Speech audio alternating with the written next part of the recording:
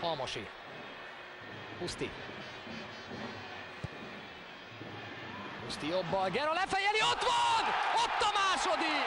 A 80. percben Gera Zoltán góljával 2-0-ra vezet a magyar válogatott. Mint egy falatkenyér, úgy kellett ez. Meg lehet nyugodni, 2 gólos az előny, 10 perc van hátra. Gera mutatja, hogy azért olyan nagyon ne ünnepeljék, mert valami nagyon fáj. 35 000 sóhaj a stadionban. Huszti jobbal tekeri középre, Gera pedig szinte lehetetlen pozícióból az egyetlen megoldást választja, amiből gólt lehet elérni. Ketten vannak ott, lebólintja a földre, Áber hiába paskol bele.